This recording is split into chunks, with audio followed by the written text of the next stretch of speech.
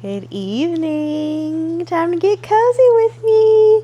Welcome to the Lit Life Experiment with Dr. Shaquinta. I am Dr. Shaquinta Richardson, and this is my new YouTube channel. This is my first video ever. Or not ever, but my first video underneath this this new endeavor, if you will. So I am super duper excited. I'm going to allow this channel to be a practice in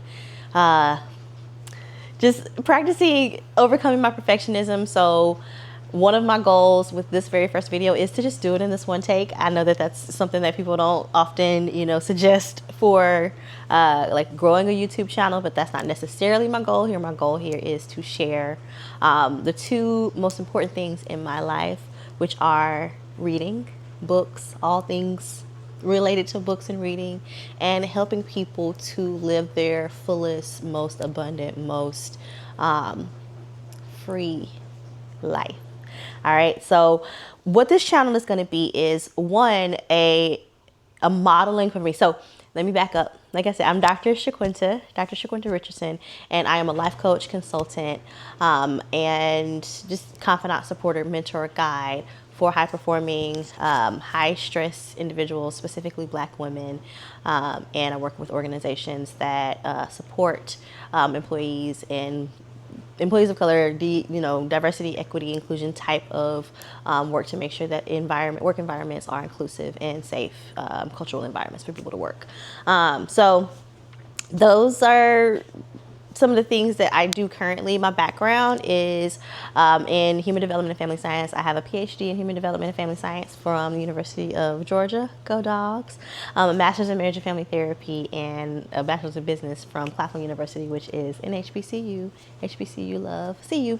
So that's a little bit of my background. I'm from South Carolina, born and raised.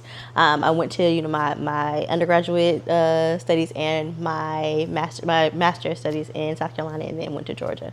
And so I spent the past few years working with people along the lines of therapy. In therapy, I was a therapist for many, many years. But wellness, self-care, self-love, boundaries, overcoming, but like recovering from burnout, how to set boundaries, how to navigate like people pleasing in relationships and things of that nature, all those types of things. So that's some of the work that I want to do. And so what I want to do is show people, just demonstrate how much reading can be helpful to our growth and development, and how we relate to other people. So I'm trying to just speak and just be, just fluid and authentic, but I do want to make sure I'm referencing my notes so I don't forget anything. So why the Lit Life Experiment? Why am I calling it this? Lit, of course, literature, books, reading.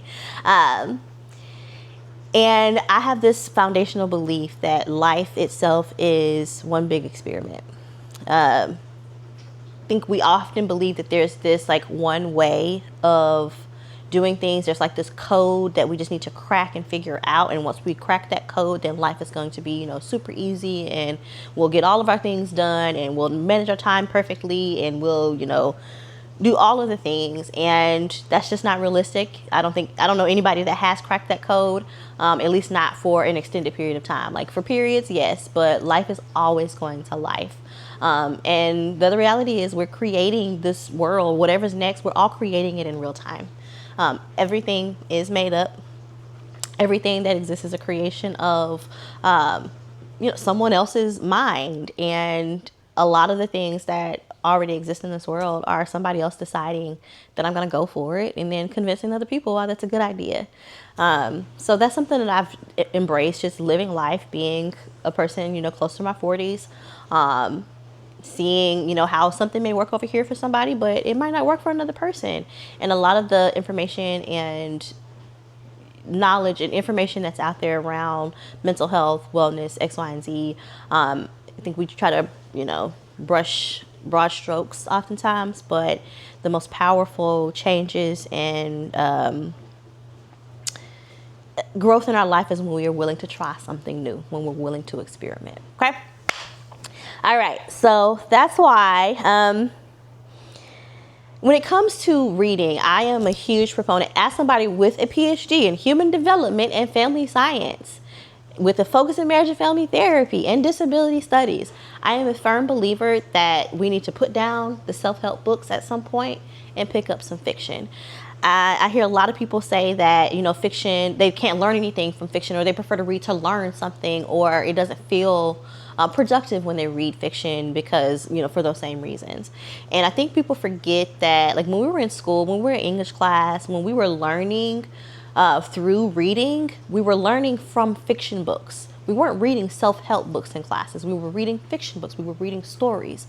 And those are the ways that we learned how to think critically, how to have empathy for multiple types of people, how to see multiple perspectives at one time and be able to wrestle with different thoughts and different beliefs and things of that nature. Those are the ways that we developed our interpersonal skills, our critical thinking. A lot of self-help is teaching about, personal experiences, or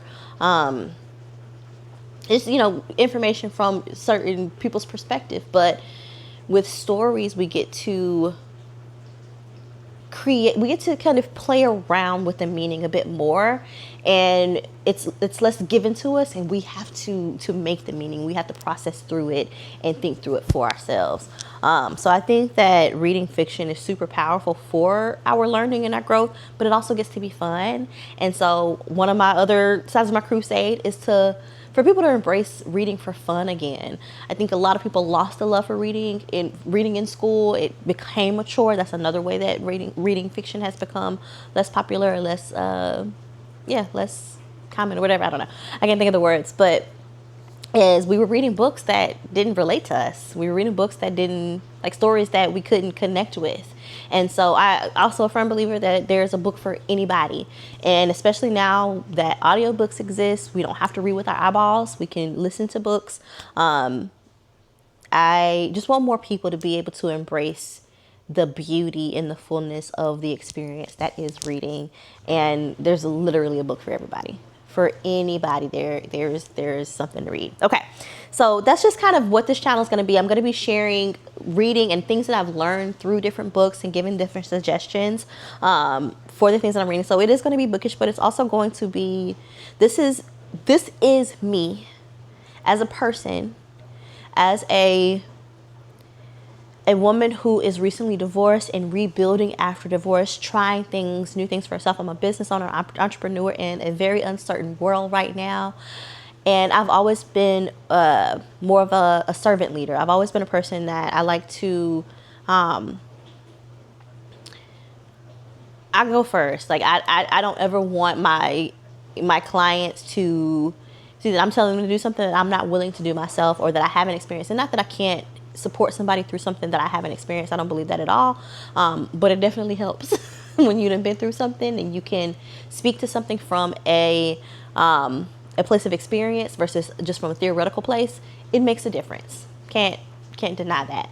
And so now that I've been through a divorce and I'm rebuilding and have had to go through the depths through the depths of my being and pull myself back out of hell over the past year, it's important for me to model doing the things that feel the freest for me, that feel scary but important. So this is that practice.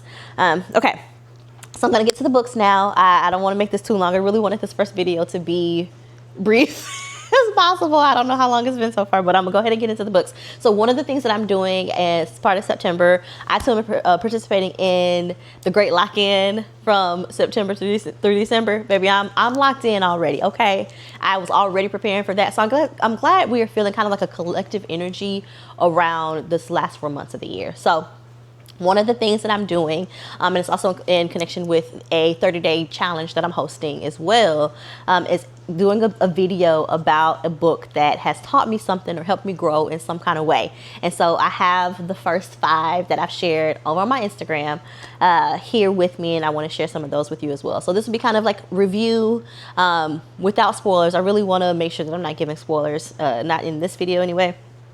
Wherever. I don't like giving spoilers, but I'll warn you before that. But I just want to go through the first 5, give some brief overview of what the books are and what I learned from them, and then wrap things up. So I'm going to do that. Okay. So the first one is Behind the Scenes by Christina C. Jones. So this is a contemporary romance, Black contemporary romance. Christina C. Jones is the GOAT for me. I have literally read 30 plus of her books. I love her. She writes beautiful love stories with like full story plot lines, and they feel real. They feel relatable to today.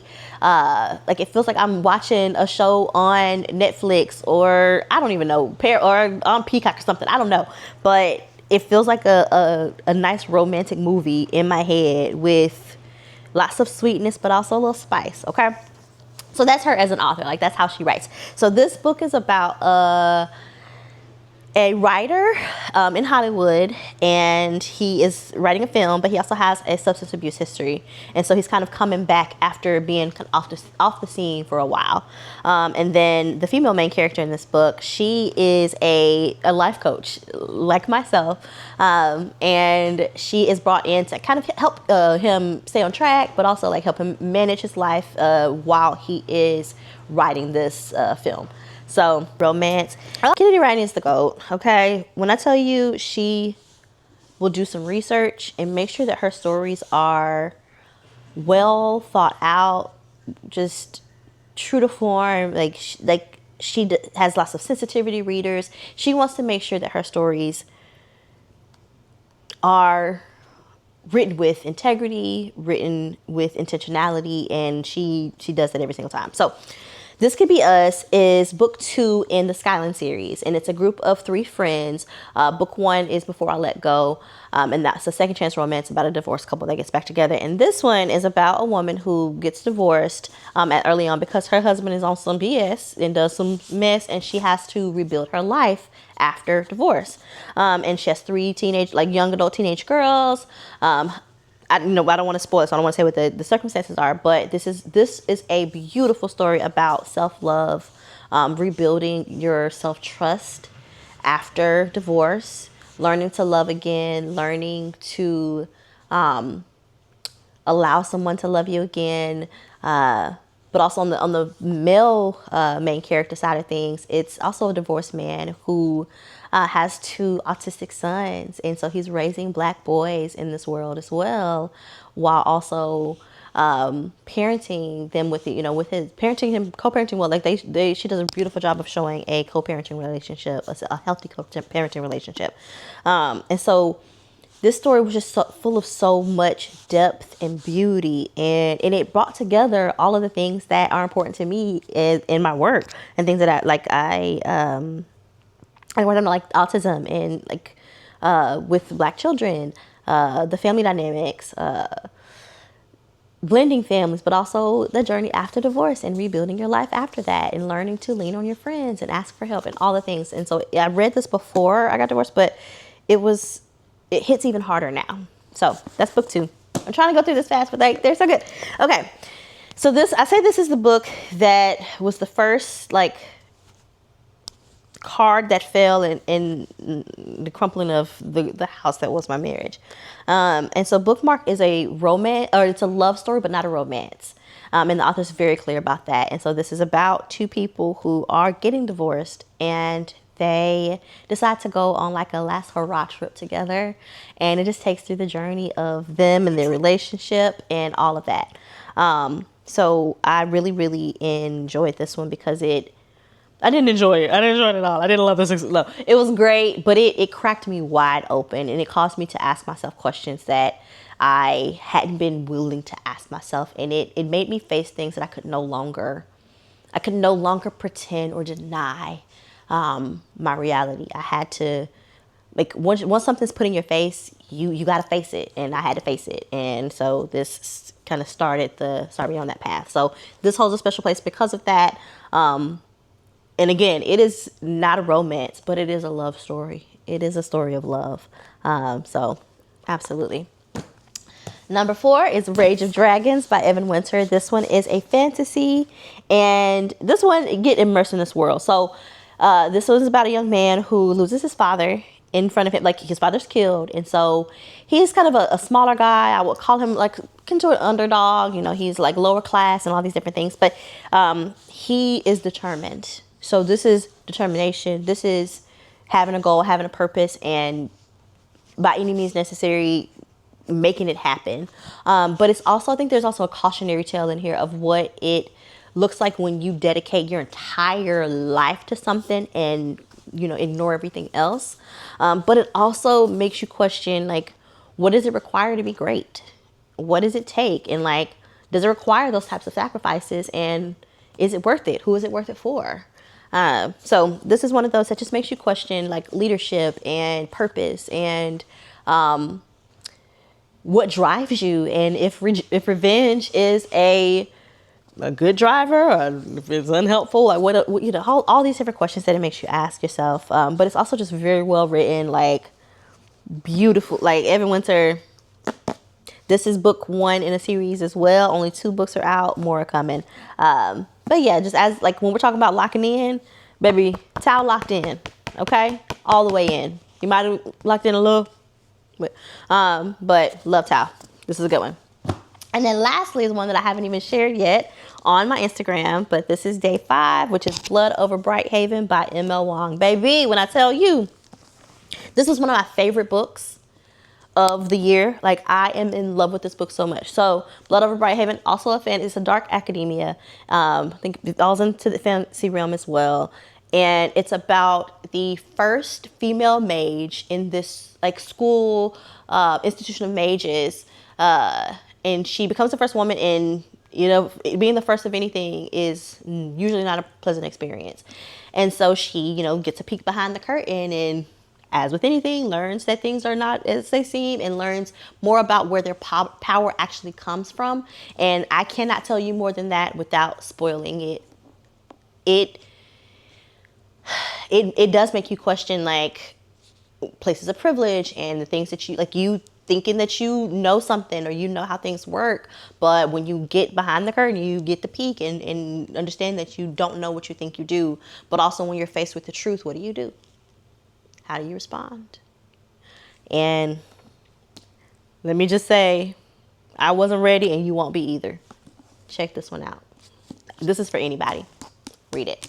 So those are my first 5 days of book recommendations that I've done on my Instagram. Like I said, I haven't done this one yet, but I will. But I hope y'all join me on this journey. I am new to this. I am, you know, I'm figuring it out as well. This is a practice in, like I said, not being perfect and just letting it be, fully being me, not worried about over censoring myself, letting myself be a little scatterbrained, but also making sure, you know, I have my handy dandy scribe to keep me on track.